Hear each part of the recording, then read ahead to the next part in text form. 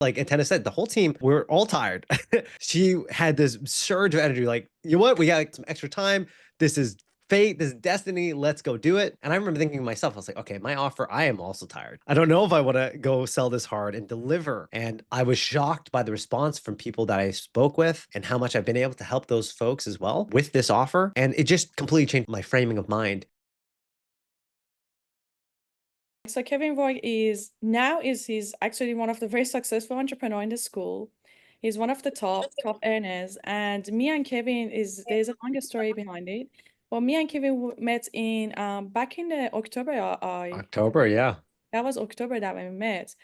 And when we met there, and then it's because I engaged there. Kevin says Kevin is a data guru. So right, he's very genius in what he does. So he's basically he go anything about data, he's the guy. So he go and scrape the data from your Skool community. He find out about all of the details, what we could do with data, engage audience, non-engage audience, chance, not chance. So anything that is to do with data is Kevin. So that's when I started approaching him in October, because I said that we need help some with data. We have no idea who are these people in our free community. We have no idea where they're from. And also for the DMs as well. We need to help to send DMs and blah, blah, blah. So that's how we connected.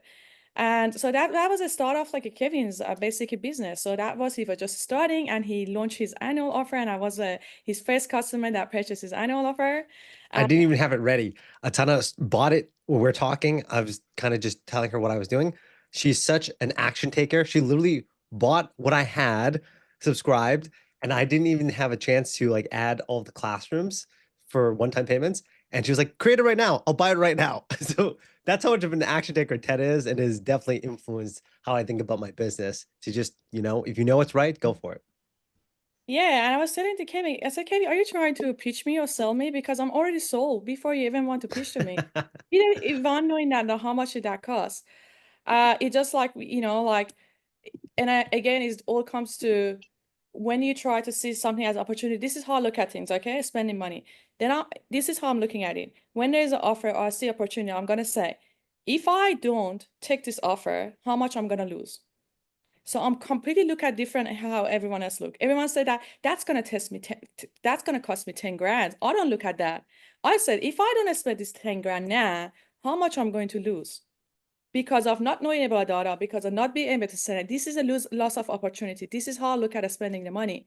So that's why it's kind of like when he was trying to say what he does, I was like, I'm sold. Honestly, like Kevin, like I'm completely sold, because yeah, like this is what we need. We don't know about our data, we don't know about our customer, because of that reason we can't really nurture them. I actually just sharing the link here. I don't know if that's that format's gonna be. I'm trying to. Can you guys open the picture that I just attached in the chat?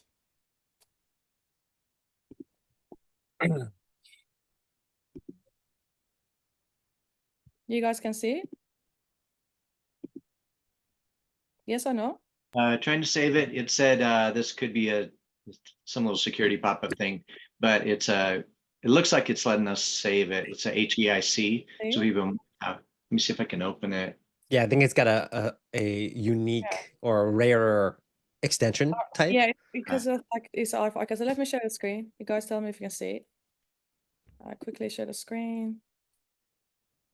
Share 1 second. So you guys see this? There we go. Yeah, there Perfect. we go. So literally, I was in the Fun Hacking Live, and I just walk into my room because of this webinar. The moment before I was about to walk out of the chair, that was on the screen. And I took a picture. That was the last picture I took before I came to the room for this. And that just related to what Kevin mentioned. And successful people make decisions quickly and change them very slowly. Unsuccessful people make decisions very slowly and change them often and quickly. Like, this is so true. This is so true. And how we're looking at the opportunities. Like when I want to make a decision, for me, everything is 5, 4, 3, 2, 1. Go with gut feeling. Right? This is how I make a decision, whether it's about spending money or opportunity or anything I say. But anyway, I thought I would share it because Kevin mentioned to that, and I took that from the screen, and I thought I would share it. So yeah, basically, so that's about the Kevin. So, but the Kevin success stories is this. So Kevin has started. So he was making a little bit of money here and there, like 1K here. So how much was your monthly offer, Kevin? My monthly offer was $9.99 per month. No, per month. And you only had like a couple of clients when you started, right? Yeah, I think it was just Evelyn and Anime Shreds at the time. Okay, so you had 2 clients. So that was back to October, guys. And this guy made 60K, 256 up until December 20th, to be very exact. Yep, it was the 90-day competition in the 100. And yeah, and Ted and I were there together, which she is the queen of unlocking like self-limiting beliefs. So she's done this for me several times since I've known her, which is amazing. The first time buying my annual offer, because I didn't know if someone would even want to do that, because at the time I was just doing 99 per month. And she was like, no, I want to like buy your biggest offer upfront now. And I said, whoa, okay. And then the second time, I'm sure we'll share that story as well. But Atena had done a big push for the Two Comic Club. And after this was still during the 100 competition. And after seeing her do it twice, like two big 24-hour pushes and what success, I started thinking about my offer and what else I could be doing because I realized I'm not doing as much as I should be, could be, and I should follow the lead of others who are doing big things. And that was a huge unlock for me because then the next day I started reaching out to everyone I knew, and I went from like 7th place in the 100 to 3rd because of that, that unlock and watching Atena do it. Yes. So what I'm trying to look for is this, Kevin. I'm trying to look for that post and the leaderboard. Do you have the picture of leaderboard handy? Of the 100? Yes. Yeah, I think it's probably easiest to just go to the 100 group because it's still Yeah, there. I'm just going to share with you guys what happened. And does anyone know about what competition we're talking about here? Or you don't know? So let's just go to the 100. Yeah, and the general synopsis of the competition is it was started because it was a experiment for Alex Hormozi's book, his upcoming book, to basically understand what people are capable of making in starting offers or having offers online, and then what they could do in 90 days. And so the idea was, what can we build in terms of offers, and how can we basically take massive action with high volume every day in those 90 days to generate as much revenue as possible? You can see my name second. So this is what happened. Anyone here believes in manifestation? Just put in the chat 1 if you believe in manifestation. Put in chat 2 if you don't. 1, 1, 1, 1. There you Looks go. like everyone believes. Okay.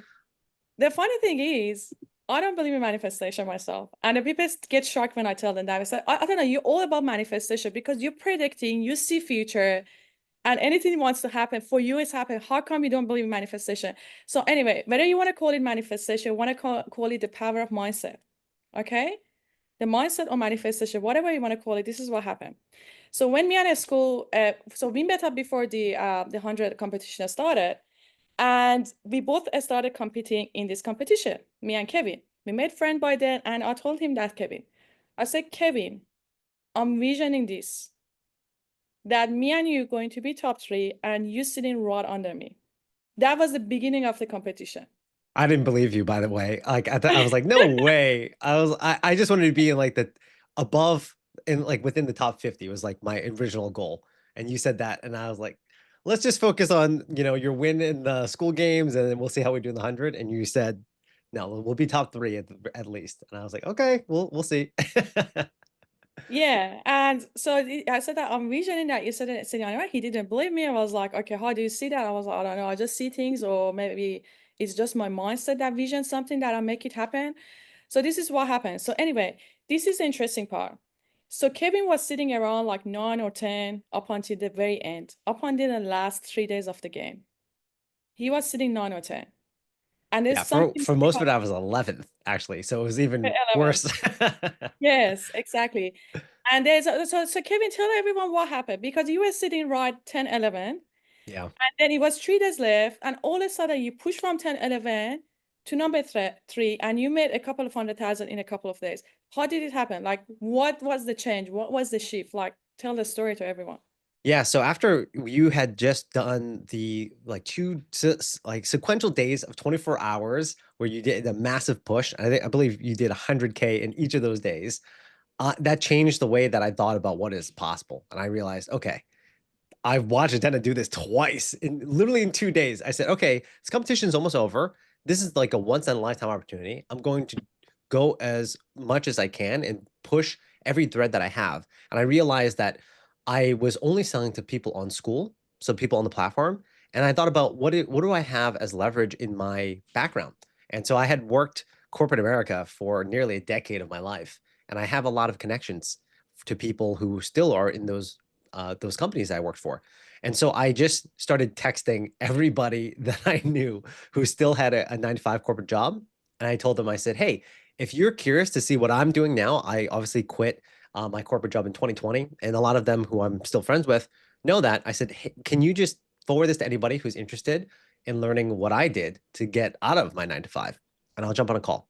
And so I sent it out to everybody, literally in my contact list, and they started telling it to other people. My calendar was full of people just to meet with me to hear what I had to say. And I had an offer, and I told them, this is a long-term commitment. It's a 10K per year. And so no matter where you are, I'm happy to share my experience with how I did in corporate and transition side hustle, then to full-time entrepreneurship, and what I learned in Skool in the 100. And so that's effectively the offer I made in the last 3 days, and it blew up. Did basically like 100K in those 3 days. And yeah, went from 11th to 7th and then to 3rd by the very end. Very, very well done. So I would say that, yeah, so I honestly, like Kevin, I saw the breakthrough on you that happened to you during the Cyber Monday offer. Like that shocking face. So this is what happened, guys. So obviously Kevin was really, really, so I got very close to Kevin. He kind of like became part of the team, and we started working with him in the metaverse and other stuff. And the last 24 hours of the Skool game, we made 100,000 MRR, monthly recurring revenue. And that was the time that like he was like, oh my gosh, is it even possible? 100K in 24 hours. How could she do that? And he thought that maybe it's accident, it's a one-off thing. And this is what happened. Skool game finished. And a day after a Skool game, I realized that the Two Comma Club, that's for Russell Brunson's, for Two Comma Club is basically, that's why I'm in the funnel hacking game, because I collected my award yesterday on the stage, is basically you need to make $1 million out of one funnel to win the Two Comma Club. I thought that the deadline is the end of December. That's what I thought. And the Skool game finished, I was like, the deadline is 1st of December, not 30th of December. And I'm like, what the hell? Like, what? Like, and then by that time we were short on 100K. So we were short on 100K and we only had 24 hours. And I'm like, okay, so literally I'm trying to say, is it even possible? We all very tired. We barely slept the last 48 hours of okay. If you guys been part of the last 24 hours, okay, you know that we were live the whole last 24 hours. I didn't sleep. Literally haven't slept. So tired. The team are tired. And then it was like, are you serious, Atena? Like, we are done. Everyone's saying, like, we literally done. And how are you gonna like even push it? Like, how are you gonna do it? Okay, there's no time to do marketing material. There's no time to come up with the offer. Like, what you gonna do? And at that time, we closed our about page. We said that we're done with the offer, right? And then on that morning, we got multiple messages from people that I said we missed that. And then it suddenly clicked something in my head. I said, what about this? We gotta go launch an offer called Cyber Monday. And we were very lucky that it was coincident with the Cyber Monday. For Cyber Mondays was like 2 days after, but it ended up being like coincidentally work out really well. And we're gonna say, okay, so we had the message from people, they missed that. We're going to open the offer only for 24 hours. And also we give an opportunity to our annuals to upgrade to annual half a price, 50% discount. And we're gonna launch it. And then Kevin was on that call and said, and he was like, okay, what do we need to do? I said, okay, guys, we need to have this marketing copy. We did like 70 marketing copy, guys, in an hour, 70 marketing copy across everywhere for the emails, for free community, for the paid community, for the DMs, for the post, for the emails, for the retargeting ad, for the Facebook call audience, literally like so much marketing copy. 5 hours left, 4 hours left, 2 hours left to that. Like it's so many different variation in different platform, omni-channel. And then literally we did everything in an hour. And I was like, Kevin, this is the plan. You need to go and schedule all of this and this and that and that. And I was like, oh my gosh, can we do it? Like, even if it's possible, can we do it? Guess what happened? 24 hours finished, we made 110K. And we wanted to come across. And that was a breakthrough. Then I could see Kevin says that Atena, like, how is it possible? Like, you literally making possible with your mindset. And when I went on a stage last night and the people came to me and talked to me and said that, how could you do that as a startup? Like you have so much success. I said, one word mindset. Literally, it's that. Because in terms of like a framework, a strategy, in terms of like, we have all of that with AI. We have our AI software, we have our AI framework. We literally give the people my $1 million webinar, plug it into the GHL. But who are the success stories in our community? Who are they? The people that had a breakthrough in the past few months. Those are the success stories. But everyone's giving the same thing, right? It's just the understanding what is possible. And this is what happened with Kevin. Kevin, remember what I said about my manifestation. My name is going to be under Atena. I saw what is possible. Now I'm going to do whatever it takes. I have 3-4 days left. Then all he did was trying to represent his offer to as many people as possible. It's very simple formula. And then what is the secret sauce to Kevin? The offer is the same. Everything's the same. What is different? He just pitched his offer to as many people as possible. That's it. That's the secret sauce. You have And I have to say too, your energy and your conviction is very contagious, Atena. And that's one of the things I love about Skool is I get to spend time with other entrepreneurs who also have a very positive and manifest the reality because you know that it's possible. You're so sure of it that I was like, well, if you're sure, I should be sure. Right. Yeah. And so it's very contagious. And I would encourage everybody here, right, is to find your tribe, find people who have similar like-minded approach, goals, big dreams, because like I've had it in my life as well, people who are very negative. I've been that way before in my life. I remember in high school, I was the most negative person, and it never served me to be negative and to not believe that things are possible, because whether you believe it or not, you're right. So if you believe you can, you will. If you believe you can't, you're also right because you are the purveyor of your destiny. And I feel like that is often the thing that holds people back is that it's easier sometimes to believe a story that it's not possible because it means less work. It means you don't have to change anything. You don't have to do anything. And I was tired, right? Like Atena said, the whole team, we're all tired. And she had this surge of energy, like, you know what? We got some extra time. This is fate, this is destiny. Let's go do it. And I remember thinking to myself, I was like, okay, my offer, I am also tired. I don't know if I want to go sell this hard and deliver for over a year. And that changed the way I thought about it because I realized, you know what? Then I'm holding myself back. There's no reason to do that. I should just go for it. And I was shocked by the response from people that I spoke with and how much I've been able to help those folks as well with this offer. And it just completely changed my mind, my framing of mind. And I think that's really important. So if you ever feel stuck in the place that you're in, seek help. Go find people who are where you want to be and go build those relationships because you do become the average of the people you spend the most time with. Right. So I'm very fortunate. I have all these amazing clients, including Atena, in my offer that I get to talk to that I probably would never talk to if not for Skool. Right. So it's an amazing opportunity to be in communities like this, to have people around you like Atena. And I'm sure there's so many of you here. I know Jared, I got to meet in person because we both went with Atena to the one-day event to meet Alex Ramosi and Sam Ovens in person. So it's like such a wonderful experience and a powerful shortcut in getting to have that positive mindset and to manifest the things that you want. Yeah, 100%. I'm just going to share my screen to show you guys something about what Kevin just mentioned. So you guys can see Jonathan. Do we have Jonathan on the call by any chance? Jerry, do you mind to check to see if Jonathan is on the call? Maybe we could call him out. So this is Jonathan. So he lost everything in the LA's fires a month ago. Homeless, right? So that's what happened with Jonathan. He reached out to me. I said, Jonathan, you're more than welcome to be in the committee for free. I'm here to help you and help him with the mindset. This is what happened. He posted it 2 days ago. He made his first 20K. He made his first 20K and he told me this, Atena, the only thing I could salvage in my house was my laptop. That's the only thing I could salvage.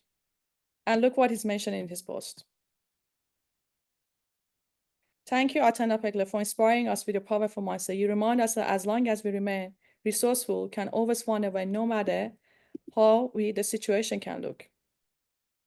That's it. So he used the same tool that everyone using. We have a lot of success stories. We had a couple of other success stories. I think Alicia, you're on the call. You share your success stories. I think 2 days ago. Let me just go to this and have a look at the common pattern between all of the success stories we have, right? Deb, mindset. She had breakthrough. Ryan, mindset, because we sat together in the mastermind in Vegas, and he was talking to me one-on-one. Mina, mindset. Jennifer, mindset. Like this is all of this is coming from the members that they were given the exact same framework, same tool, but they had a breakthrough in the past couple of months. This is the pattern. So yeah, it's the session ended up being an inspiring session and telling everyone. But all I can say that exactly, like I literally created a quote today and I said, whether you think it's impossible or possible, you're right. And you saw now one of my favorite quotes that I created, impossible is merely untried. It's just a matter of believing it. Like, and then Russell Brunson, right? He was talking yesterday morning. He said why he created To Come Club. The reason he created the To Come Club award was just to show people what's possible. And this is what happened to me. I had a semi-breakthrough myself last night. So I'm on a stage. So I was always having a dream of the To Come Club, right? And I always seeing these people that making $1 million in one funnel, going on the stage. I was like, even if it's possible, like, can I be one of them one day? Like, is it possible? When they could do that, I could do that too, right? And I did that. Last night I went on the stage. I collected my award. I felt so proud. But this is what happened. And then they started with the To Come Club, and then they went to 2CCC, then 2CCCX. So the people that make $10 million and the people that make $100 million. And no created the Billionaire Club. And then I'm literally looking at those and the awards are different. Like when it comes to 100 million, then you get 4X, then you get a big award. And then I was just looking at it, I'm like, for me, like a 2CC is nothing. Like I couldn't see that I had a big achievement. I felt like this is very small compared to what I could see. I was like, is it possible? $100 million, can I do that by the end of this year? Then this is what I did. I went and woke up to those people that make $100 million. I talked to them last night. How long did it take you to get here? What did you do? I got connected with them, took picture with them. We follow each other on Instagram. One of them is the Jamie Miner, right? So yeah, I got connected with them. I was like, how long did it take you to do that? How long did it? And he just literally looking at him like, this is a very simple formula. They didn't do anything like extraordinary.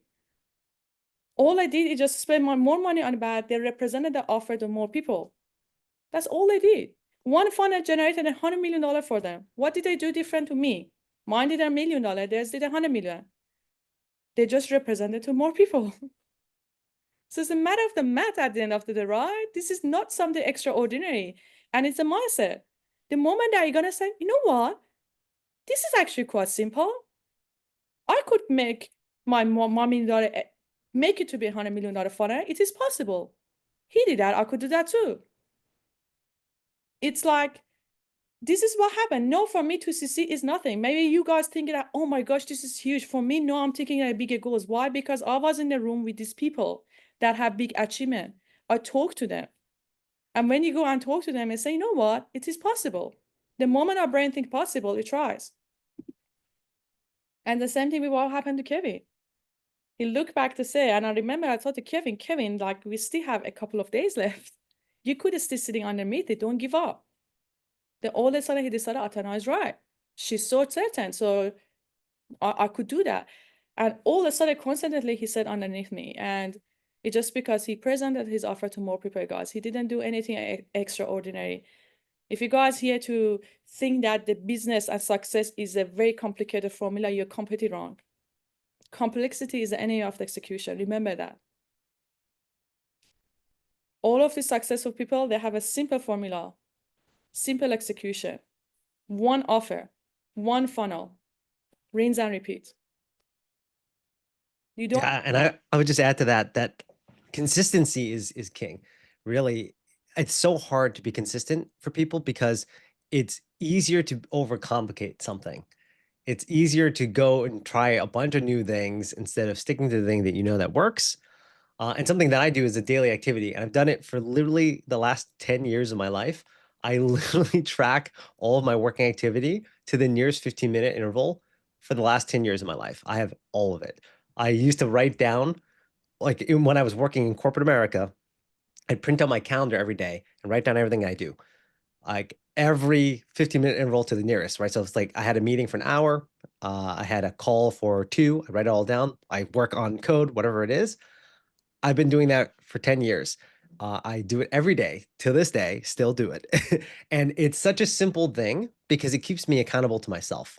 It's one of the things of any entrepreneur that you come to find very quickly is that when you work for yourself, you never stop working because you know, right? Like when I was off the clock in my corporate job, I go to lunch, I go home, right? And someone tells me, "Oh, like pull up your laptop." I don't do it because I realize I'm working for somebody else. But when you work for you, you're always on the clock. There are no vacations, right? Even when I'm on vacation, when I was in Vegas with Atena, I was working regular hours still. I just worked them at different times, Yeah. right? And when you find that thing that pulls you, it helps you kind of thrive in a way that I think is very special and I feel very fortunate for because I have worked hard for other people. But when you work for yourself and you work for your family and your friends and the people that you know you can serve, there's something so much more special about that that I think everyone should try to see what that's like. And I'm sure many people here, especially because you are our action takers, are already doing it.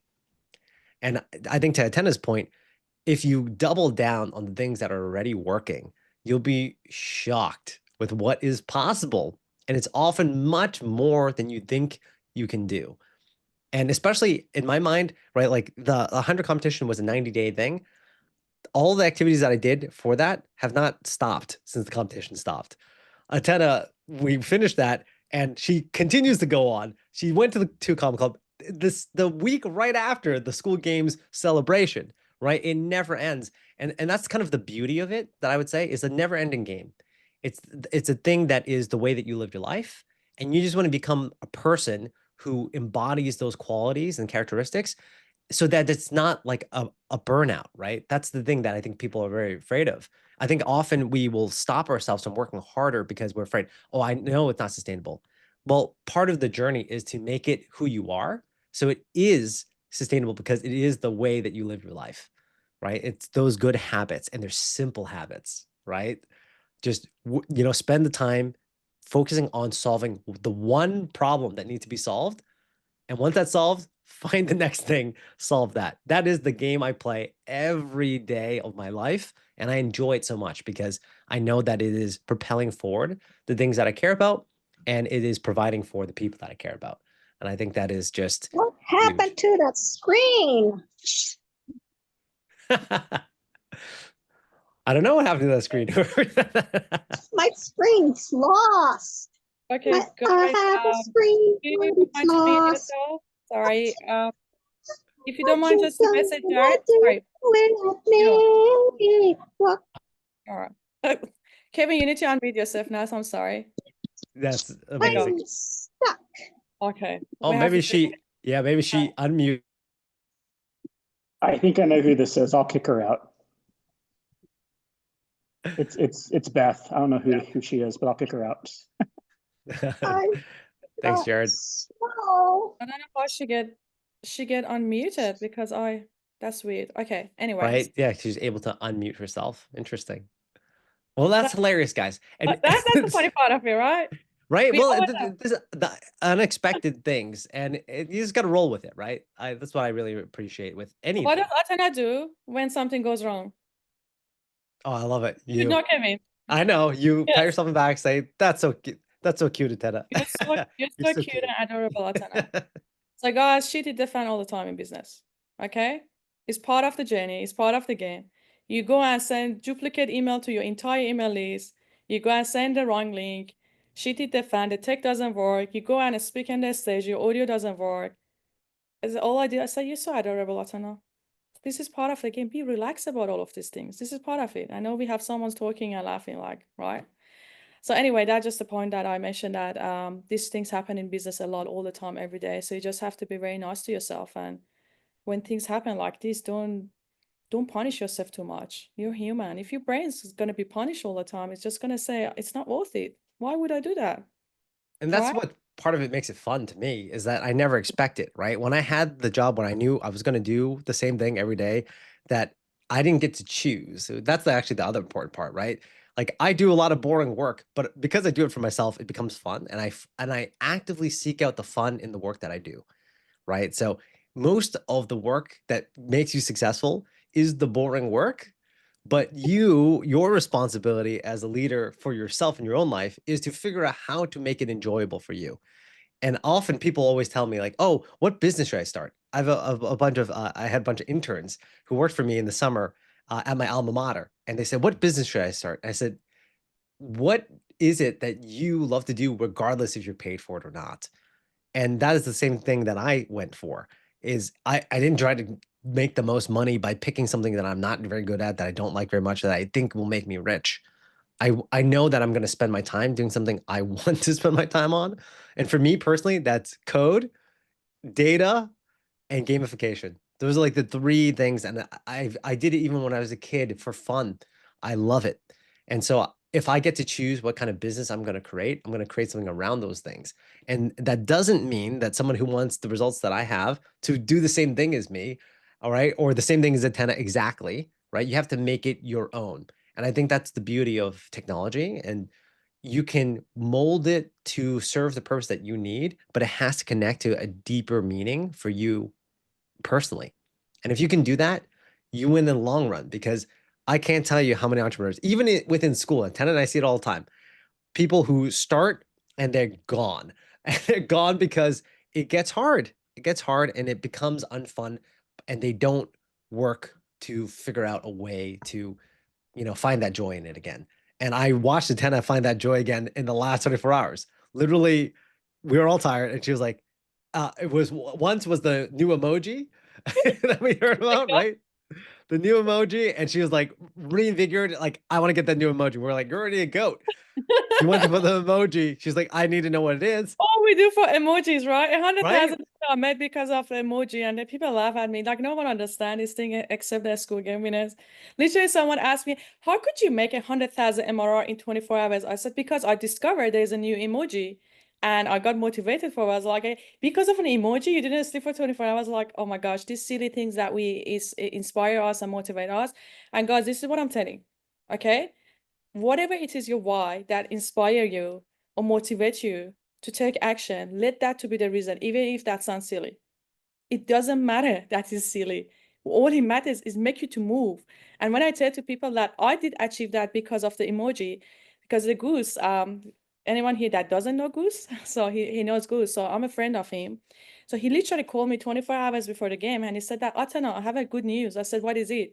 Because he know my personality. Because I was telling him the whole time, when Atena achieve a goal, this is what she does. She immediately set up a new goal.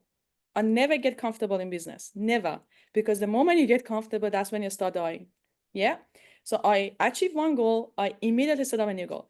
And I achieved all of my goals during a Skool game month. I achieved the highest break record. I achieved the GOAT. I got the GOAT, which became #1 committee. I achieved the #1. I had a huge gap in #2. I had no other goal. Like, I was like, okay, this is it. Like, there's no new goal.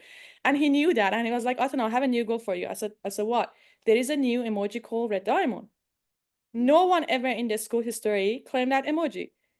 And then let's finish off this game. Let's go finish it up, make history. Because if you can be the first one that ever claimed that hidden emoji, that would like be a fire. And I'm like, Red Diamond, that's my favorite stone. Really, that's my favorite. I love Red Diamond. Like, how was a fate? Honestly, like, my favorite stone, Red Diamond. He tells me about that 24 hours of the game. And then all I did, and I went to Tatiana. We were literally together in an Airbnb place. I said, Tatiana, I have two news, a good news and bad news. Which one do you want me to tell you first? She said, okay, tell me the good news. I said, the good news is that, remember, I was looking for a new goal. There's a Red Diamond. No one ever claimed it. And that's a new thing. And she was like, that's fantastic, Atena. What is the bad news? I said, the bad news is that we are 100,000 short. She was like, what? I said, we need 100,000 MRR in 24 hours to close. And she was laughing. She was like, Atena, you honestly insane. How are you going to say it's possible to make 100,000 in 24 hours? And I'm like, impossible, maybe on trial. Let's figure it out. So guys, what happened in the last 24 hours ago? I figured it out on the spot because I had motivation. I had something that I visioned that. I saw that I'm claiming that. It becomes something fire inside me. I said, I would do whatever it takes. My brain figured it out. And that's what happens with the brain.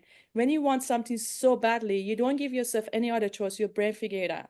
This is how our brains can be rewired, right? So I rewired my brain in the past 12 months to work that way because I feel it. I feel the victory. I feel the thing. It feels so real that my brain gonna say there's no other way. And it figured it out. So all I did, my brain said that. It said, Atena, go live the last 24 hours of a game. Blast the link everywhere. Blast the link everywhere. That's all you need to do. So we went there. We created a live stream. We put it in our about page because we were getting a lot of traffic to our about page. And we said we are live the last 24 hours again. Then we went and blasted the link everywhere. Email marketing, Kevin sending DMs. We went to the retargeting. Everywhere said we are live. Then all of a sudden we have hundreds of people joining that call and chilling, just selling. By the way, as you can tell, even Atena on the stage accepting the award for 2Com Club is looking at the 100 million and billion-dollar ones, and she's already setting new goals.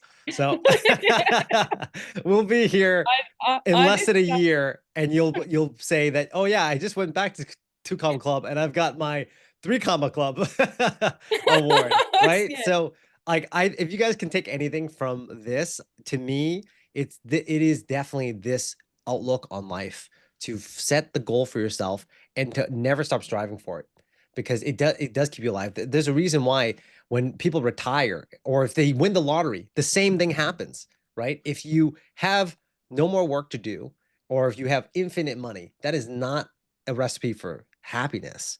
What it makes you happy and fulfilled is the work that you do at the end of a hard day, whether you made money or not. If you gain skills and you felt like you gave it your all, I really truly believe those are the best times. And I remember specifically the first $1 million I made in my business, funny enough, outside of school, is in my outside of school business, which is a virtual escape room business. And it took me 10,125.25 hours of time tracked. Like I said, I track all of my time. And that was basically 3.25 years worth of time that I did. I did 5 years in a 3.25 year time frame. And basically, as many calls as that took, I took all the sales calls. I didn't. Alex Ramosi asked me what my LTV to CAC ratio is, and I don't have an answer because I've never run an ad in my life. I've never run a single ad. Those are all one-on-one sales calls that I took. It was 504 sales calls, 393.25 hours of talk time on those calls. That is actually not a lot. And it shocked me when I realized it, because I track all the time. I didn't look at it because I was literally on back-to-back calls every day.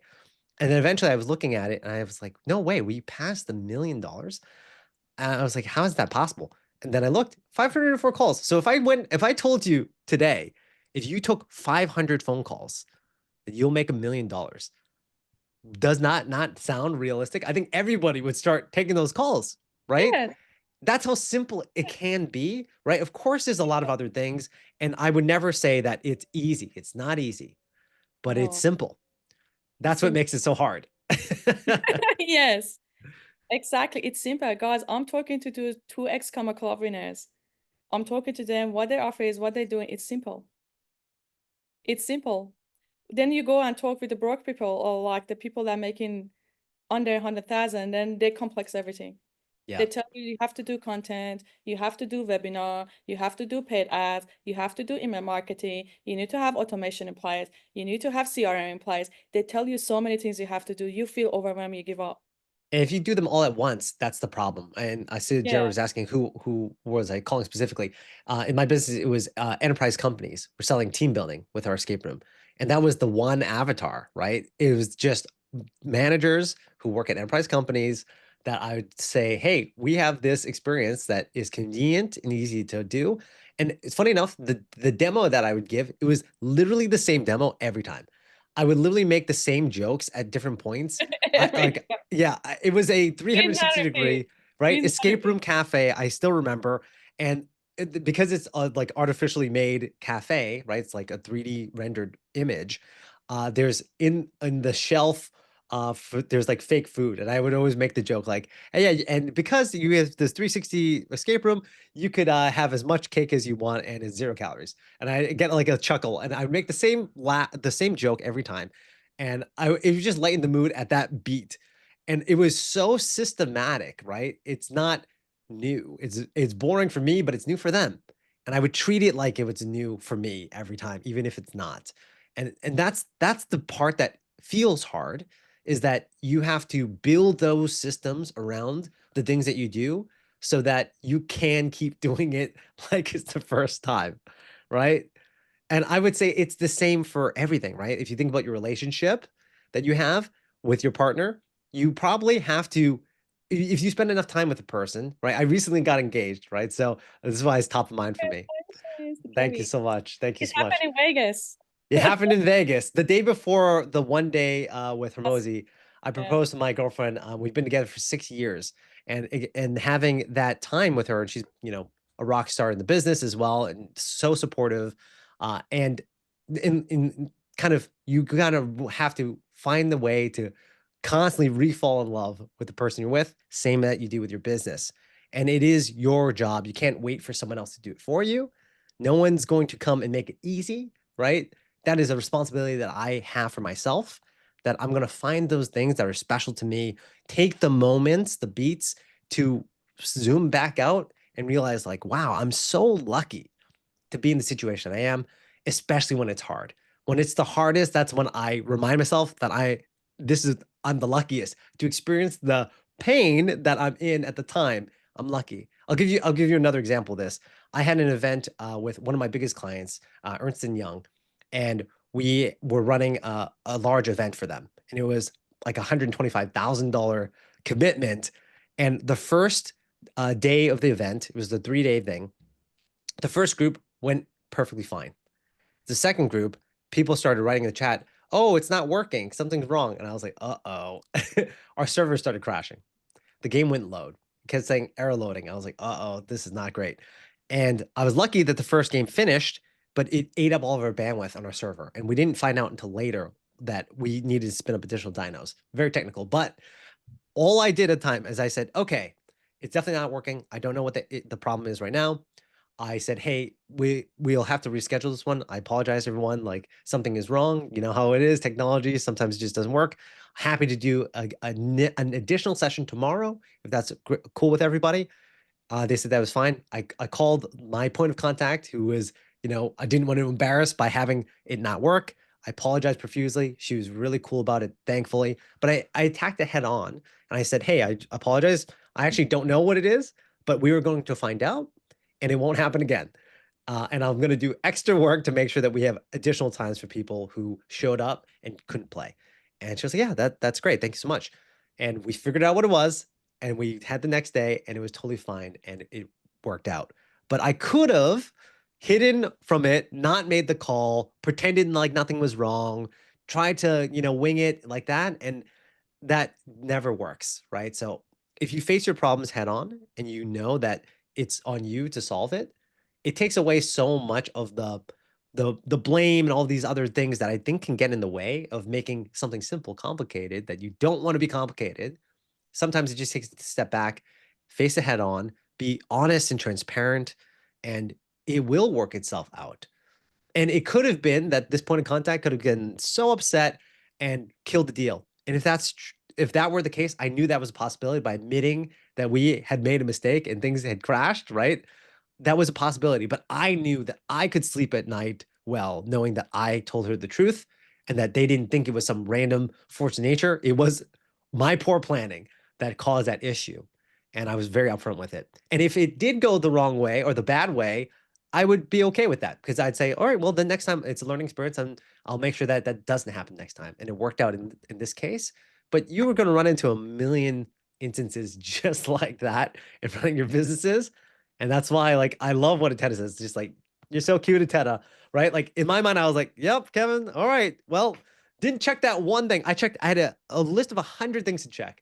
And that one thing that broke it was the only thing I didn't have on the list. And I just didn't know. right? And in business, you will often not know. And that's where it requires courage, because you're going to be running towards something you know is not going to work right away. And if you have the expectation that you're going to face a lot of failure, it's not going to be easy. It makes it a lot more palatable, because you know that there's going to be things that are not going to work in your favor, that are going to fail. And as long as you accept it and continue to move forward, set the new goals, you are so much more likely to achieve them than, I think, the opposite side, which is a place I used to be, where it's easier to convince yourself that you don't need to do anything, or that you don't even want it. Because if you don't want it, then you don't have to do the work to get it. And I was feeling that way in the competition. I was like, yeah, you know what? I worked hard enough. I don't really want it. And I watched the tennis. She's like, come on. Come on, Kevin. You could do it. You could definitely do it. And it just takes sometimes that moment to reflect and say, you know what? I actually do want this. This is important to me. Right. So you got to set your mind's eye at the thing. And to Atena's point, your brain will do a lot of that work. Of course, you're going to have to change your actions. You're going to have to take massive action. But at least knowing that you want to go in that direction is one of the main things you have to do to take the step. And eventually you get there. But it's many, many of the same steps until you reach your desired destination. And one more fun quote I remember is somebody asked, oh, is it the journey or the destination that matters? And the person's response was, it's the company you keep, because it doesn't even matter, right? Where you go or where you get to, it's who you're with. And I find that to be incredibly valuable to me, because the people you choose to spend your time with, no matter what you're doing. And if you're happy, no matter your situation, where you are now, because you surrounded yourself with great people, that is a huge accomplishment, because you can't imagine how many people reach a certain level and they're incredibly unhappy because they surround themselves with awful people who are just trying to get something from them, right? So just build the vision for what you want and start to take the actions, the very consistent, boring steps along the way, and you will get there. I can guarantee it, you will get there, because Atena has done it, I've done it, and I think everyone here is capable of doing that. Just keep it simple and re-motivate yourself. It's like you don't have to feel like you want to do it. You just take the step, and then you'll feel like it after you've done that work. Well done. Thank you so much, Kevin. And reflecting to what you said, as long as you don't quit, you'll never fail. So guys, I come from someone that tried to start a business many times. I failed so many times myself. What was the difference this time though? I started a business last year in February. Made a 7-figure business a couple of months. Okay, so what was the difference? Was it the change of the skill set, or it was mindset, or what was it? The only difference was I didn't quit. Do you guys think that every marketing campaign we launch is successful? Or the hell no? Hell no. 90% of them fail. Do you think if I quitted and I was like, marketing doesn't work, Facebook ad doesn't work, my offer is shit, I quitted, I would have been who I am today? No. I fail, I get back up again. I'll try again. I fail, I get back up again. I try again until I perfect something and figure it out how it works. That's the difference. So I started business many times in the past few years because I just like to be entrepreneur. And then what happens, I started a fashion business 7-8 years ago. And I spent a year going back to China, designing clothes, wasting so much money. Then I realized that, you know what, Atena, because I was good in marketing, right? And I was working with these fast fashion companies, 8-9 figures. And I was like, if I can double the revenue, I can do it for myself. But that was the silly thing that I didn't know. When you start a business, you don't have the resources. When I go work for a corporate, they give me everything. They give me the team, the resources, the budget, the money. Then I can't just do marketing, right? You start a business, you need to be talented in everything. You need to know about operation, team management, warehousing, marketing, and mindset. Like there's a lot involved. Accounting, like you need to be good at everything when you start a business. Then you realize that, you know what, I better actually go back to the corporate work again because I'll make more money, I work less. Why would I do this? And this is what happened to me. I failed and I gave up. I gave up. I literally gave up, went back to the corporate again. But I made a decision this time, I'm not going to give up, no matter what. I'm not going to give up. I felt I keep backing up. I felt I became, why? Because I had a lot of breakthroughs in 2023. So I got so much involved with the Tony Robbins programs, going to all of his program, and I had a lot of breakthroughs. I walk on the fire, I climb on the telephone pole. I did a lot of crazy things. And every time I did a crazy thing, I realized that it's all in here. That's when I decided to basically not giving up. Every time that the life slap on my face, I just get back up again. And so that's the key. There is no secret formula to Kevin's success or my success or all of these other 2 Club, 2X clubs winners. The only thing is that they have a limitless mindset and they believe in themselves of what's possible and they just push for it. They work hard. They work harder than everyone else, the things that normal people are not prepared to do. And I can guarantee you, I haven't born genius. Kevin haven't born genius. Tony Robbins haven't born genius. None of us are genius, guys. There is a common pattern between all of the successful people. They're just pushing themselves out of the comfort zone. They're just not giving up. And no matter what, you try one strategy, doesn't work, no problem. Go try another strategy. There are 100 strategies you could try. You could perfect one thing. Like even the example of our webinar, guys that they came to our mastermind, I went through the story that I have a small team, 3 people in the team, right? Then I came, Kevin, what did I tell you in October about the Skool game? That I You're gonna win. too. I said that. Yep. You said it right away. Yep. I'm gonna be number 1. Then the other thing that I said, if I'm number 1, I'll pull out of the competition. She was ready to do it, guys. Like she was ready to do it. And then she was like, you what? No, I'm gonna be number 1. And I was like, okay, what do we do? What do we do? And he said that, how, what is your plan, Atena? I said, I have no plan. Remember and that? what she ended up doing? She kept doing the thing that was working. She did more webinars, more lives. No, actually, we didn't have webinar back then. I launched a webinar for Yeah, it was after that. Yeah. And then you were partnering with all these communities. Yeah. And it just blew up. The thing is, October, I told to Kevin, I'm going to participate in a Skool game in November next month, while we were going to participate in the 100 competition, and I want to win the Tacoma Cup. Then he said, what is your plan, Atena? I said, I have no plans yet. I'll figure it out. We had like literally 1 or 2 weeks to the November Skool. I'll figure it out. I'll find a way. But I knew I'm going to be number 1. I said, if I'm not number 1, I'll pull out. I said that to so many people. So I talked to, you know, the guy from the Skool ad lab. What is his name? Oh my God. Devin? Kevin. No, Devin. Yeah, Devin as well in October. And I told him the same thing. And we had a podcast. He interviewed me in his podcast. That podcast is quite interesting. I'll send you guys a link. Maybe someone, the Jared, can go to Devin's YouTube and find a link to the podcast and share it. So basically, yeah. So he said the same thing. He was like, she told me that she's going to be number 1, win the Cybertruck, and she's going to pull out of the competition if she's number 1. I said, like, are you crazy? Like, everyone wants to win a Skool game to meet with Hormozy for the recognition and status. Why would you pull out? Because I don't want to give myself a second choice. If I give myself, I'm either going to be number 1 and I'll try my best, or if not, I'm happy to be top 3. I lost the game already. The moment you're going to say, I'll try my best, there is a second option, you lost it. You lost it that moment. And that's what was happening during the Skool game. There's so many times that it was so tough. We went number 4 up until the halfway through the game. And the number 1 and 2 were going like crazy. And my team was saying, Atena, what is your plan? What is your plan? Literally. And I'm like, I figured it out. There must be a way. I didn't give myself the second choice. Because the moment you give it, and then I remember the Gabor. This is what Gabor told me. He said that, Atena, we tried our best. Halfway through the game, he told me that. We tried our best. I said, we lost it. With this sentence, we lost it. We tried our best. We didn't. If we tried our best, we wouldn't be number 4. We haven't tried everything. And the other word that I hated, someone said, I tried everything. I said, no, you haven't. If you tried everything, you would have achieved what you wanted. This is like completely like wrong objection.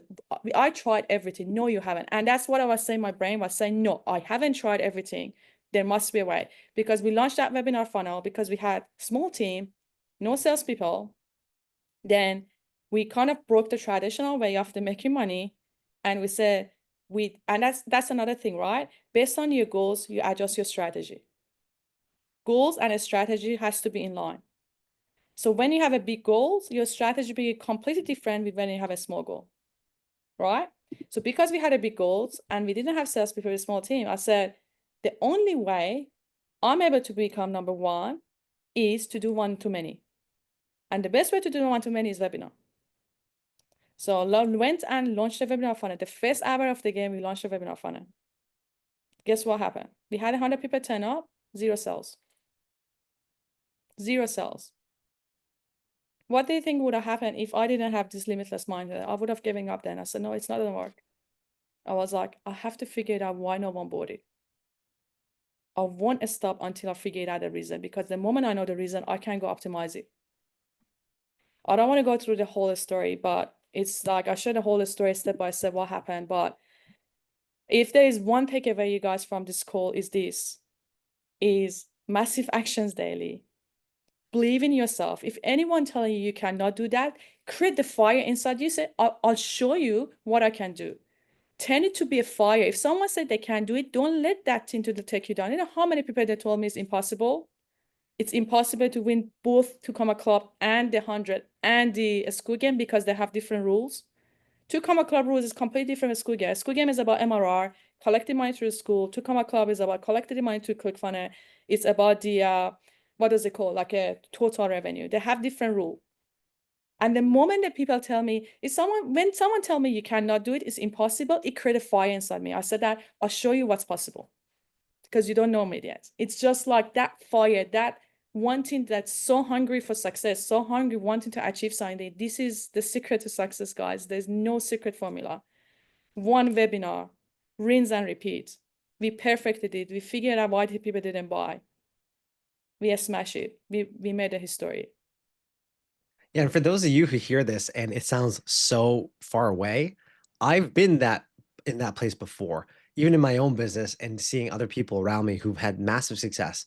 And the thing that got me to take some steps is to just realize that you need to keep the promises that you make to yourself, big or small, and start small.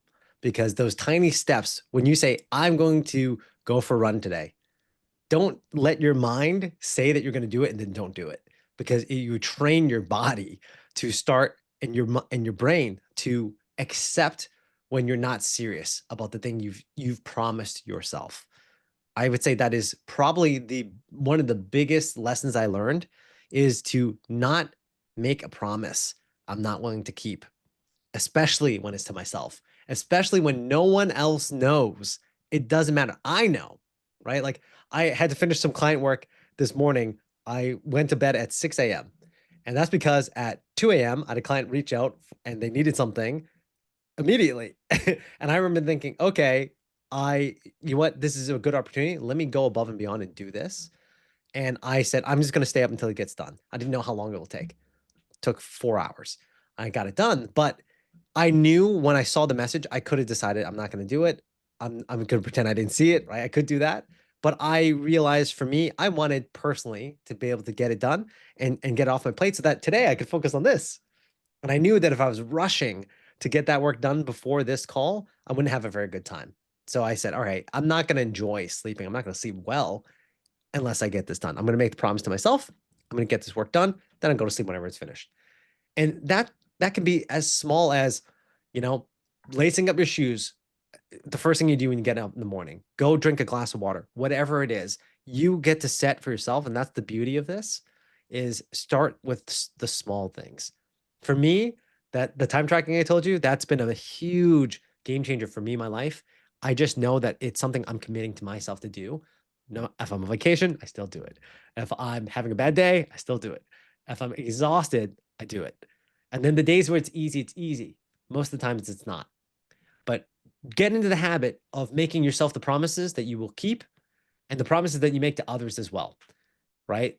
Because there can be people to call you out for the things, but only you will know if you did not do the thing you said you were going to do. So start small, build it up. And that's when all the massive changes start to happen, is when they compound on top of each other. And the things that Atena is saying, for her, it is simple because she's done it so much, right? For me as well, like I think about like what I need to do. And if I have to explain to somebody else, it sounds crazy. Like, oh, you're going to do all of that. I'm like, yeah, yeah. Well, it's actually just a chain of small steps, right? But I know what that is. And for yourself, you start to build that habit because you know what it means when you say you're going to do something that is fairly vague to anyone else. The steps are clear for you. And that's what allows you to take massive action. I've definitely seen it in some of my team, some of my interns, where they're like, well, what do I do? What does that mean? Like work hard, right? Work hard is not a good recommendation. What it should be is, keep the promises. So when somebody asks me like, what do I do to start a business? It's a lot of internal research, understand who you are, because your business is going to be you. All right. And people often say, like, oh, it's toxic work culture. Like, you have to have work-life balance. Entrepreneurship is not work-life balance. Oh. There's no balance. That's not a thing, right? And what you It will end get up at being some used to. point. It's Yes. like all I say, that short-term sacrifices for long-term benefit. You have to work really hard for a while. You get so much good at something, then you learn how to work smart. Then you have the team. That's when you can have the financial freedom. Yes. But And it's yeah. one thing at a time, guys, right? Like if I said I have to go learn how to play basketball, baseball, and soccer all today, it's never going to happen. But if I said I'm going to pick up a ball and I'm going to kick it, I'm just going to do that every day for, 30 days. Guess what? I'll get really good at that. I think Bruce Lee has a great quote where he says, I'm not afraid of the man who can do 1,000 different punches and kicks. I'm afraid of the man who does 1,000 kicks a day, because their core foundation is so strong. It's terrifying. Just think about somebody who practices that every day and how far you get by doing that. Someone has a great comment that they feel far away because they're bad at direct sales. Well, here's the thing I would encourage. Figure out what it is that you don't like about sales, right? For me, I remember when I first started, I didn't like feeling very salesy. I didn't feel like trying to sell something to somebody that they don't need. And then what's the solution for that? Well, the one thing I decided for myself, the promise I made was I'm not going to sell something I don't believe in, and I'm not going to sell something to somebody who doesn't need it. I will consult a person on the thing that I believe can be helpful. Whether they take it or not is up to them. And that's what made sales feel like consulting, makes sales feel like helping. And it is, right? If you frame it the way that it needs to be, you can do a better job of it. And then the part that is scary is not scary. Even Hermosi, he said that he had to work on his website and it took him 4 years, I believe, to actually figure it out. But in actual time, 10 hours on one day, he sat down and did it. And he realized, oh my God, I spent 4 years trying to avoid the thing I just needed to do. Because you made a story about it for yourself, right? I actually started coding in the language that I'm using today in my business. The first line of code I wrote in that language, Python and TypeScript, was in 2021. And now I know it like the back of my hand. But the first line of code I made was so bad and so embarrassing. And I had to ask friends who knew the language and I didn't, like, oh, why is this not working? And they're like, oh, it's like super basic, simple thing, right? And I don't care that I look stupid. I know of course I'm going to be bad at the beginning. And so those are the kinds of things that you can give yourself, the pat on the back, the understanding, the self-parenting that you need to realize, hey, it's not going to be perfect and it's totally fine. And that allows you to take that first step, allows you to make the promise, knowing that, and remember, the promise is I'm going to do it, not that I'm going to be good at it. That is not the promise, right? You can't promise that you're going to be great and that you're not going to fail and it's going to go perfect. You can promise that you're going to show up, you're going to be there, and you're going to do the thing that is required of you to at least take a step in the right direction. And that's important, right, guys? You have to be clear about what you are going to do and that you can do it, right? So that belief, if I say I'm going to go fly, well, there's a difference between jumping off a building without a parachute and getting on a plane, right? The context matters. So be kind to yourself. Give yourselves context that is workable, that you are capable of, and then build the skills over time. And that's when you become unstoppable, because you've learned each thing. You did the work that needed to get done, the one thing that you've been avoiding, whatever that is, and everyone knows what it is, right? If you can do that today, not tomorrow, not a week from now, just do that one thing, it changes your life. A year from now, a day from now, it will start to change your life.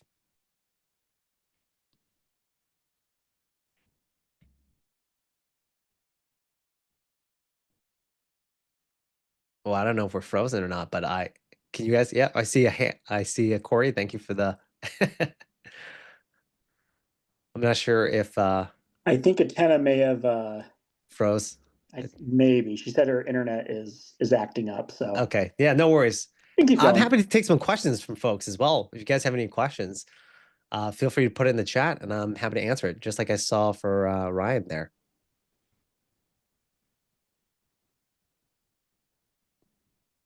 Or I can keep going. Yeah, well, thank But yeah, I'm curious. All right, Michael, you have a great question. What was your offer for your business? So in the 100 competition, my offer is the thing that Atena bought, which was my data and analytics service. So basically, how I came to Skool was that I found a Max Persons video on YouTube, and I was like, "What is this thing, Skool?" And then I saw Hermosi promote it, and I was like, "I love Alex Hermosi. I would love to understand this." And so the first thing I did was actually I used my business that is outside of Skool, which is virtual events and escape rooms. And I went to Max and I was like, hey, we could do this for your community if you'd like. And after we did that event, he had said to me, well, I don't know what the impact is. I was like, yeah, well, what's your data say? Like, what is the reports say in your community? Is your churn rate lower, like retention better? And he said, I have no idea. I said, how is that possible? He said, download the report and you tell me. And I downloaded the report and all I got was name and email. And I said, how am I supposed to use this to do anything? And so I went back to Max and I said, well, if I could figure out what your data looks like, would that be valuable to you? Because like, yeah, I would absolutely pay for that. And so I went to the drawing board. I actually created a do-it-yourself offer where I would pull the data dynamically and created a dashboard. And I gave that to Max. And he was like, well, this is great, but I don't have the time to look at this or use it. I don't even know what this is. I want you to interpret it for me. And I was like, interesting. Okay, done for you. So I went back to the drawing board. I wrote a bunch of code myself, ran the code, did the analysis, all of his community data, and went back to him and I said, hey, here's everything I learned about your community by scanning your data. Here's the things you need to do. He was like, oh, this is crazy valuable. I'll pay for that. So that's what my offer ended up becoming in Skool is data analytics, coding, and automation. And basically, that's what I've been doing for the 100. And then I expanded that to helping people outside of Skool get acclimated into creating communities on Skool around the passion that they have. And I've got seemingly random people who are in the corporate, right? Who would never even heard of what Skool is. I have somebody was a ice hockey coach for and a ref for like 20 years. And he works corporate IT. And he wants to build a community around that topic. And I'm like, yeah, I can help you do that. Why not? So definitely think about what it is that you can do and solve someone's real problem. So if you don't have an offer today, that's where I would start. If you have an offer today and it's not going the way that you want, you're not getting the traction that you desire, I would think about how compelling is it for a person to solve the problem that they have. And if you find that people are not like chomping at the bit to get at it, then there's probably something about it that you can change to make it even more enticing. Someone else asked, how do you prospect? I'm big on relationship building. I'm big on referrals. Again, I've never run an ad in my life, which according to Hermosi told me I probably should, and I'll probably enjoy it a lot. But because I haven't, my way of prospecting is basically starting with one person and doing a really, really good job. And they often tell others for me. So so Atena was my first yearly client. My actual first client on Skool was Evelyn Weiss. So if you know Evelyn, she is an insanely talented, incredibly successful entrepreneur. I believe she does 3 million ARR recurring every year. She's incredible. She heard about me from someone who knew Max. not even Max himself. And I jumped onto the call with her, and she already purchased my offer before I got there. And I was like, what the heck? Right? So how do I prospect? Make relationships, do good work, and then people will do the marketing for you to some level if your product is very good. And again, if you keep your promises and you earn a reputation of going above and beyond, that is very, very helpful in that. All right. Someone else asked, when you started offering services, how long did you have to create custom offers before you're able to create a standardized offer? I love this question. The answer is I started with a very terrible offer right away, right? Like I said, I started with this do-it-yourself board because that's what I assumed people would want. And I knew it was easy for me, to be honest. That's why I did it. And then when I gave it to Max, he was like, this is not helpful. And so I iterated it. And throughout the process, even with my done for you service, I'm still iterating to this day, coming with new things based on what people need.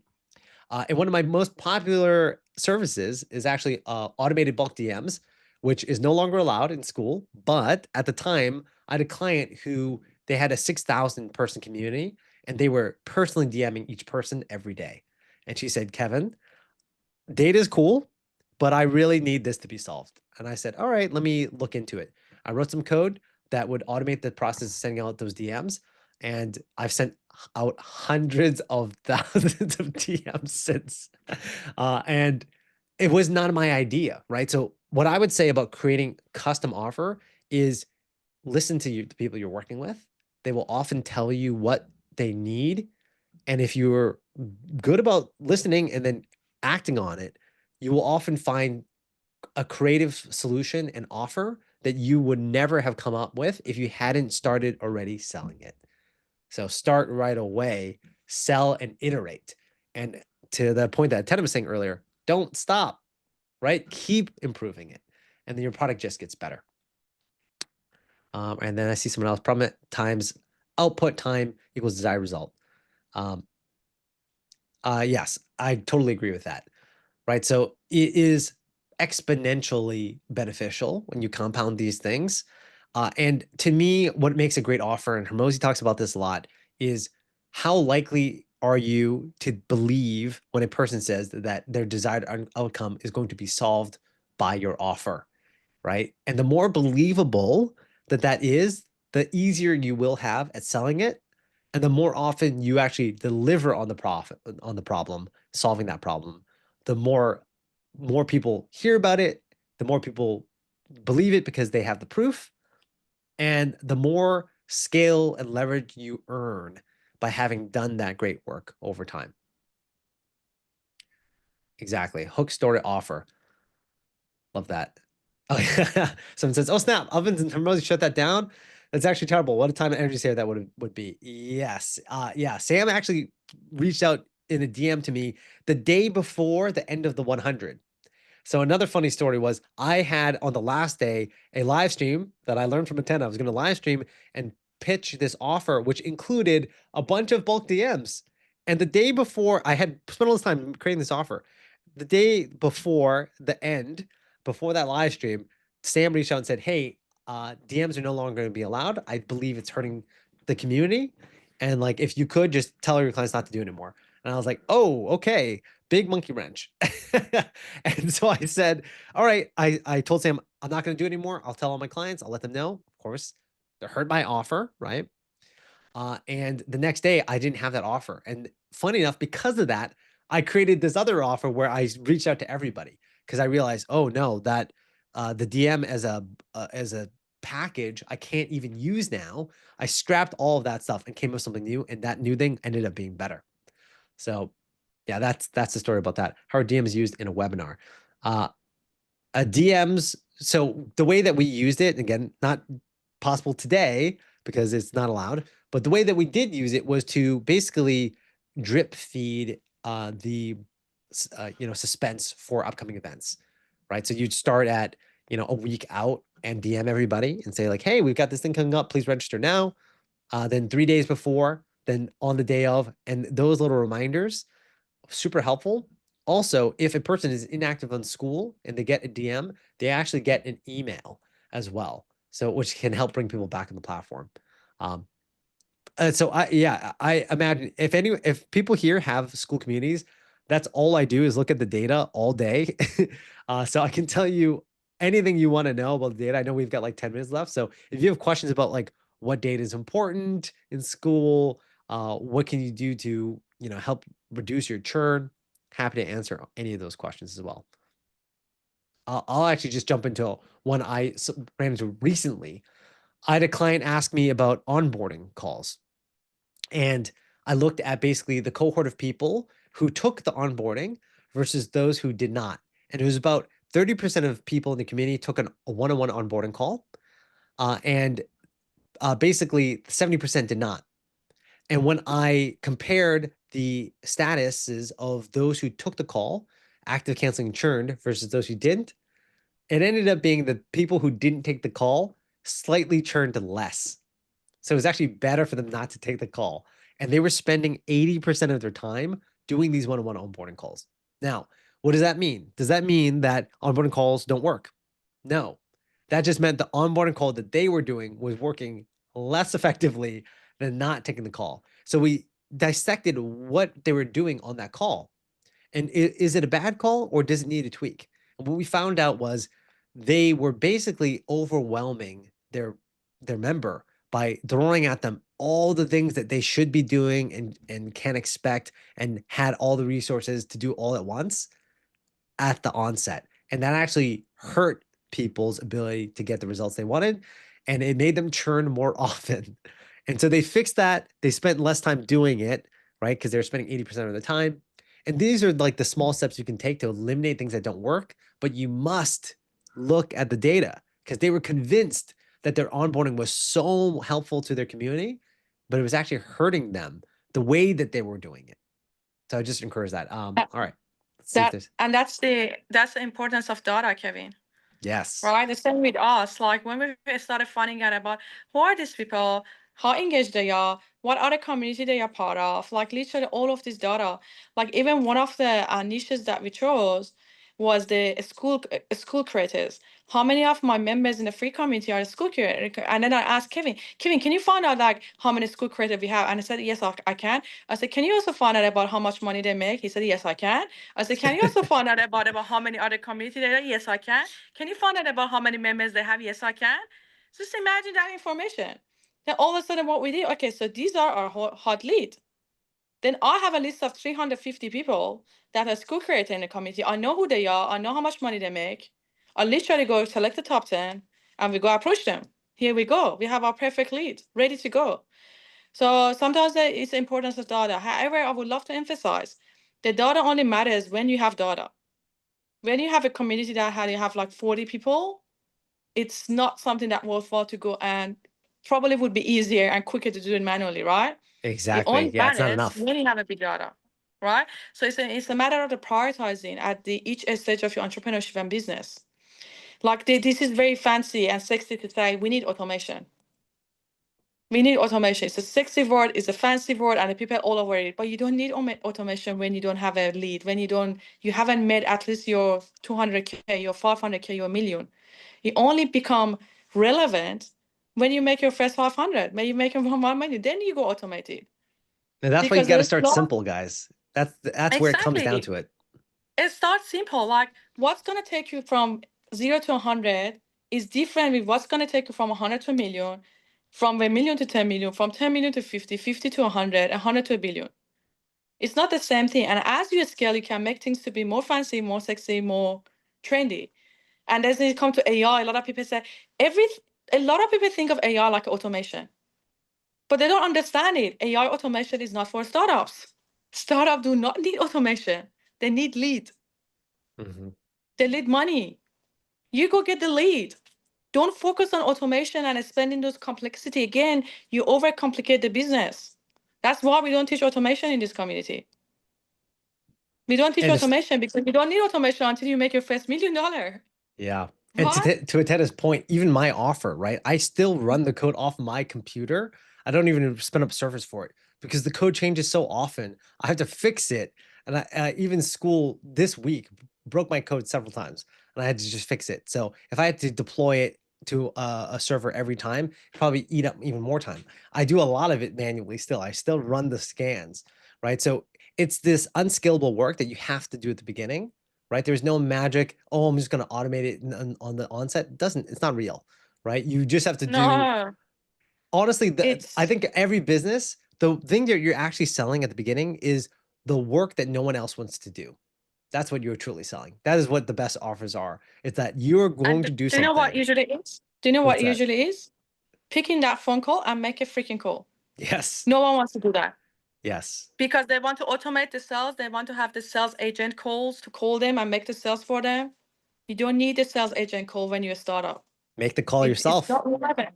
It's not And relevant. I might even add to It's that. like How do you even know what a good call sounds like unless you've taken them yourself, right? You can't even hire exactly proper. just unfortunately you have to take the reps. You have to learn a skill set. Then you get to the point that you have a lead. You have the skill set.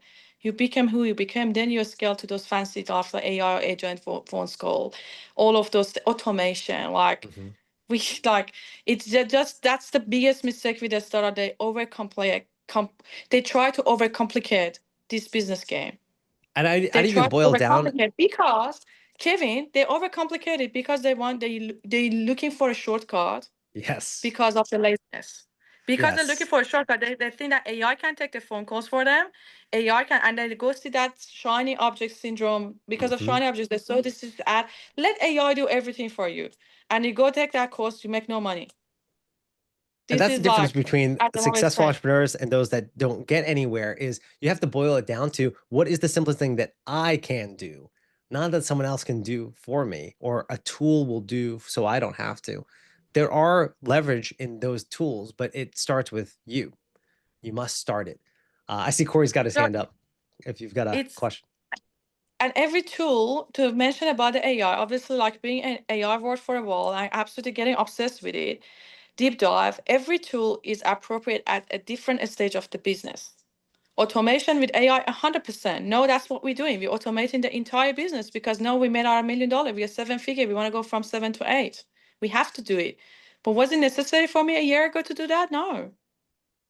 All I had to focus was lead generation, close. You guys have a lead problem. You don't have automation problem. You don't have voice agent problem.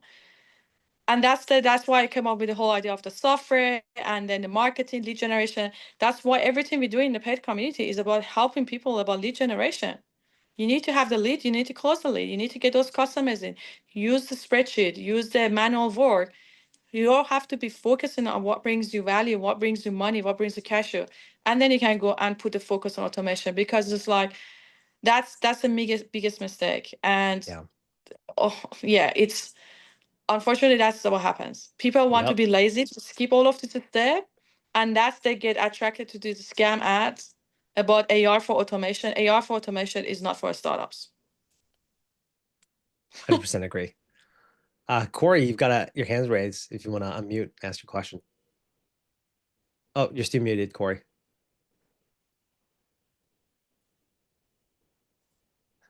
I Can't think we hear need you to yet. ask him. Oh, we have to Kevin, you're unmute the him. host. Yeah, you're the host. I hosted you because my internet's bad. You need to go to Okay. his profile and unmute him. Yep. All right. Let me ask to unmute. Okay, thank you. Yep. So There you go. I totally get what you're saying there, totally get it. But I'm also curious does the Skool platform provide that data so we can see, because I do have plans on building a community there and want to take really good care of people. I've been in a lot of mastermind groups the last few years that just neglect people after the sale, boom. And it's really sad because that lifetime value of the customer and all the upsells and referrals of raving fans, they totally miss the mark there.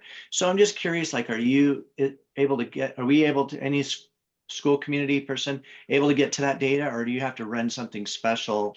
And do you export it and put it in a different tool? Yeah, it's a great question. So Skool, unfortunately, does not do a great job with the reporting. But to No. Atena's point, right, you don't have to worry about that until your community gets pretty large, right? So if you have even 100 people, there's many things you can do manually, copy paste, like check your community every day, look at those who are canceling. There's a lot of filters and things that you can do. And honestly, I should share more of this stuff in, in the communities that I'm in. Probably in the free group of the AIpreneurs, I'll share more of it. But there's a lot that you can do for free, and you don't have to worry about scale until much later. And when you get to the point where you do need to worry about it, there are definitely services like my own and many others that will help do that. And I'm hopeful too that Skool will provide some more of those tools or an API that'll make it even better. There are some things like a Zapier integration that will help you with this. They also send you emails that you can run automations from if you need to, but that you don't have to worry about that until much later, where you're working so hard trying to make your community better and it's not possible because there's not enough time in the day. That's when you have that issue. And I usually see that after you get to like 300 people, then I'd say that starts to be a bigger issue. And then Sure. there are ways of you writing code and scanning. Okay. And do you have any kind of course or blog on the KPIs that you look at? I'm a usability and engagement guy as well. Oh, nice. And so I've been studying it for years, and it's fun to help people succeed. And you need to look at the few core metrics, right? That are Yes. the causal ones, not just the correlative ones. Yes.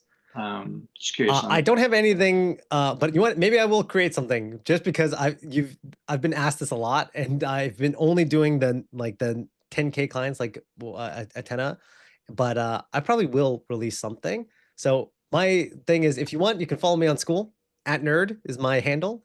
Okay. Follow me, and I'm sure as soon as I release something, I'll make it really easy for you guys to learn what those core metrics are and how to do it for yourself at the beginning until it gets untenable, and then that's where software solutions can help. So thanks so Kevin, much. why don't you share? Why Yeah, no don't you problem. share the link to your free community? Yes, yeah, I actually have Skool.com/data. I haven't used it yet, but Here we feel go. free to go there as You can well. have the Yeah, first few people in there. yeah, Yeah. yeah. Feel free. Yeah, And Skool.com/data. guys, it's some of you that not aware. So Kevin run all of our metaverse sessions as well. So every Sunday we have a fun metaverse. So and every like a few days before that, I always call Kevin, let's come up with a creative idea. What we do this week? Like every week we try to do something different. And so does anyone here doesn't know what is metaverse? We basically all the members connect in the virtual reality. So that's for our paid group. However, let's do something, Kevin. Everyone voted 100%. What about if we invite the free community into metaverse this week? Yeah, to the next event. Yeah, let's do it. Why not? Yes, the next And event. It's gonna be just to give you Sunday. some people some color, we're not talking about like a headset VR. It's all browser based, so it's like 2D. So if you think of Legend of Zelda on the Super Nintendo, Pokemon, it's like that top down retro style, like pixel, and you can just join from your browser. So super simple. That is actually what I do outside of school, and I'm bringing my business outside of school. That was the advice Hermosi gave me, was try to not combine but do front and back end. And so yeah, that's what I'm doing. So you guys, this is a great invitation by Atena. Come join us in the Let's metaverse. invite a free community. So guys, because we have to pay for the token, okay? For us, it's gonna cost per person. Put in the Yes. chat if you're gonna be there. So Jared, if you don't mind, please share the exact timing for the metaverse, and maybe you can quickly create in the calendar in the free community for the metaverse, and then you can share with everyone. And I think that I'm trying to think of the US time. I think US time is 2 p.m. on Sunday, PST. Yeah, I Yeah, think it's PST. I think it's 2:30 my time, and I'm Mountain, so it would be 1:30 PST. If I'm not mistaken. 1:30 PST. Okay, so 1:30 PST this Sunday, guys. If you can attend the metaverse, everyone in this call is invited. Just put one in the chat, so we kind of have a little bit of idea how many people we have to cater for. And put in the chat one if you're gonna be there. It's going to be absolutely fun. So Kevin, what do we do? Like, what happens in the escape room? I've heard that the escape room was quite fun. So tell everyone what happened in the escape room last week. Because we Yeah, had so the theme of escape room. That was the first time we tried, and I wasn't there because I was traveling. we need you What to happened? play, Atena. You've got to play. Maybe you can play with a group of I AIpreneurs. wasn't in a race. You're gonna enjoy. So basically, and again, this is what I sell to enterprise companies. Is basically a metaverse escape room. So if anyone here has not played an escape room before, the basic premise of it is that you are in a team of people. In our game, it's usually 4 or 5 people per team, and you're solving a series of puzzles and challenges. And the first team to escape and solve all of the challenges within like a 60-minute timer is usually the best because they're the fastest. We often allow people just to finish in the time, but I would say the fastest time we've seen was actually one of the co-founders of the platform that I built this game engine on. His family and he played, and I think they did it in 39 minutes, which is crazy. I've seen teams of enterprise companies, of ones that you know, Activision, Blizzard, King, Ernst & Young, Google, Microsoft, we've all had them. Some of those guys didn't even finish in 75 minutes.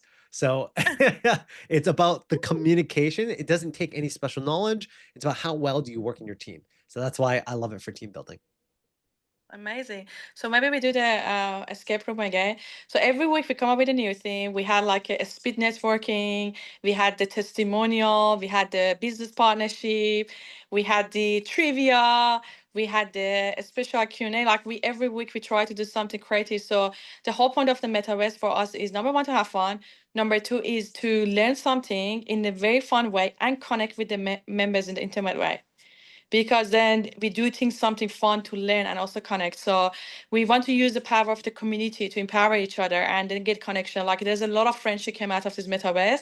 You know, the survey that I did a survey like last week from my paid community, and a lot of people said that they made friends through the metaverse, and that was the best thing. And that was one of the most popular actually the one of the most popular sessions out of the 6 sessions a week that we do, basically the metaverse. So yeah, we're gonna invite the entire free community. Let's just join in, have fun, and explore it. And we want to be able to do more events with the free community as well and give more value.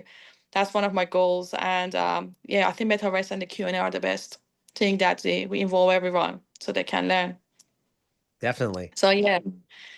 Fantastic. So guys, yeah, if anyone here that you need data, if you have customers already, you have lead, then you're on the point of the scaling, you need data. That's definitely the data guy. I would 100% recommend it. If you are starting out, you don't have client yet, you don't need data specialist, you don't need automation specialist, all you need is lead, right? Yes. And that's what we're here for, and to help you guys with the marketing and lead generation. To be able to get a lead, close the lead, scale to $500,000 to $1 million. And then from there, you could go down the path of a bit more advanced of the automation data and all of that. So that's what you need to focus to make your first 100,000. It's just like literally lead generation, close the fulfillment, easy fulfillment. And then do you try to take advantage of all the courses? If you're in the free community, we have a couple of really good master classes about the 10 best businesses that start with AI, how to start an AI agency in 7 days with no money to a team. So Jared, I'm on the phone, I can't share it, but if you go to the free community, you can please share the link to those few courses that they can start. I think it's in the level 3 or level 4. And it's exceptionally easy, guys, to level up to level 3 or 4. We had the members that went from level 1 to level 4 like in a day. So again, like, when you see something possible, you try for it. It is possible. It's possible to go from level 1 to level 4. If that's where you're sitting, you're going to say, oh, that's level 4. It's going to take me months actually to unlock it. So you're going to give up. No, you could literally unlock it in one day. It is possible. There are the people that did that. All you need to do is engage in the post and get likes. The more that you put the value post and value comments, the higher chance of getting more likes. And the more people that like your post or comment, that's how you level up. So definitely try to take leverage of the free community. We give you so much value already. It just you have to engage, level up to get rewarded, to get access to the high quality course. So that's about that. So guys, if there's no other questions, we just gonna try to finish up the session. And thank you so much everyone for joining. Thank you so much, Kevin, for your time. You're absolutely amazing. And thank you so much for Thank you, sharing guys. your story. And from my takeaway from your story is that Kevin had the same skill set, the same offer. All he did was he changed his mindset of what's possible, and he presented his offer to more people. He just picked up the phone. That's all it is, Kevin's guys. secret formula is he picked up the phone and he made a freaking call. That's it. That's And it. that's what we do. And then you know what he did? He did a Dream 100 strategy that Russell Brunson teaches. We teach it as well in the paid community. Dream 100 strategy is the people that already know you, that you know them, you go reach out to them. You go to your contact list, you go to the ex-customers, you go to the employees, you go to the friends, you go to the Facebook group, you go to the WhatsApp group. Like literally, if you think about how much your network is, there's at least 100 people in your network. All you need to do is reach out to them, guys. Reach out. And that's the thing, Kevin, the problem that people don't reach out because they have the fear of rejection. The Yep. fear of rejection, what is stopping people from doing it. And they're overcomplicating. And that's the thing. What is the worst thing would happen? I get rejection. So what? So what is it if I get rejected? Like, what is the worst thing? Would you die? Would you, like, what happened? Nothing. Like, if you think about it, like, all is happening, you're going to say, I got rejected. But then that means I'm getting better in persuasion and skill set. I'm getting better in perfecting the script. The more rejection you get, you more figure it out how not to get rejection. And the only way to do That that is framing by that you doing have, the Atena, reps. is huge, right? You've made it a Yes. positive experience, right? Even when it doesn't go the way that you would want it initially, you guarantee that you get something out of it, which is the learning, the training. Learning, exactly. And this is, guys, yesterday when Russell Brunson started the first day of the funnel hacking tour, do you know what was the first thing he said? He shocked the entire room. He said that I'm not here for you guys to make money or to come a club. I'm here to help you to become the person that's gonna take you to get the to come a club and make money. Making money is not the goal here. The whole room was shocked. The goal is here for become the person, limitless mindset, building the skill set, building the discipline, consistent, persistent action. If you can become that person, I can guarantee you, you're gonna succeed and you're gonna make so much money. Because there's not many people in this world that has the discipline of doing consistent, persistent action daily. There are not many. I would say it's 0.0001%, not even top 1%. If you can be that person can take you anywhere you want. No matter how many times you fail, you start from scratch, you just do consistent, persistent action, you figure it out, you have the limitless mindset, you believe in yourself, you just go all for it. And you figure it out eventually. So this is like we need to become. And that's what the Russell Brunson started his session yesterday, right? So don't get disappointed if you're not making money. The whole point of the game is not making money. The whole point of the person that you become, because the person you become take you to the next stage of the business and journey. And Kevin, if someone tell me, Atena, do you prefer to win $100 million in jackpot? No, in Vegas, right? I could go sit in the slot machine and try to say, hope for there's $100 million jackpot. Or you prefer to work so hard to figure it out, even if you didn't make the $100 million, that skill set gonna take you there and take you from 100 to a billion, take you from a billion to a trillion. But if I would go and win a jackpot, $100 million, I could lose it a day and I could be broke in the street. That's actually a famous study. I like 90+% of all lottery winners end up losing all of the wealth or ending up dead. That's crazy, guys, right? That's a crazy fact. You It never is. you It never want to is. win a jackpot lottery. You don't. The jackpot No, is the investment you make in yourself and taking those consistent actions every day, which is fully in your control. exactly. You don't get wealthy by 100%. gambling. You It invest. is, because you could lose your money overnight, guys. And then look at Tony Robbins. He was a billionaire. He lost everything. He started actually minus, being on debt, and he's a billionaire again. Why? Because he's Tony Robbins. He's built a skill set. He could literally start from zero again and he still become a billionaire because of his skill set. Look at the Grant Cardone, for example, documentary that he went to middle of nowhere. He pretended that he's no one, no skill set, no money, no team, no one. And the challenge was to make $1 million in like a month with no money, no team, nothing, homeless. He did that. Why? Because of skill set. And that's the thing, like, do not get obsessed with the result. Get obsessed with who you become along this journey, because you eventually gonna make it. I can promise you, you eventually gonna make it. It's just a matter of the time. So, and that's the problem with entrepreneurs. They fail, they don't make money or anything, then they give up, they say this shit doesn't work, entrepreneurship sucks. No, it's not sucks, you sucks. Entrepreneurship isn't sucks. And I You think it's good sucks. to have the mentality to again, without being harsh, you don't have to be cruel to yourself. You can be kind, but you can also be aware that I rather have something that doesn't work out be my fault, because that means I have the power to fix it. If it's not my fault and it's some random thing, then there's nothing I can do. I never like to have problems like that. And even when it is dubious of which way it is, I rather believe there's something that I can do to make it better because it puts it in my power. Right? So you want to take life by the horns, right? You want to be able to drive things forward, and you have to be accountable to yourself to do that. Very well done. So guys, I could say like basically 3 things you guys do. Limitless mindset, believe in yourself, show up every day, massive actions daily, right? Number 2, AI. The AI part is important, Kevin, right? Because of the Exactly. AI, we are very clever. We launching those marketing campaign. We having like a break record of the opt-in rate, break record of that. So definitely AI is making a difference as well. But without the right mindset and massive action daily, the AI doesn't take you anywhere, guys. I'm telling you. So that's one of the things we have started making our paid community to be application only. It's just I'm asking people like, okay, I give you everything you need, the framework.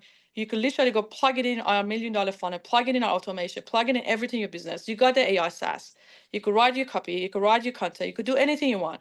This is the tool that you need. This is your how. You have the how, you have the framework, you have the vehicle to take you. If you don't have the right mindset, you think this is the get rich too quick, this is not for you. There's no get rich so too quick. You still need to take action. And that's it. Taking action, AI, build your empire. I can guarantee you. Thanks everyone so much. Appreciate you guys being here, asking questions. Really appreciate it. Thank you guys. And yeah, we'll see you in the community. We'll see you, everyone. Thanks again. Thanks everyone. Cheers. Bye Bye. guys.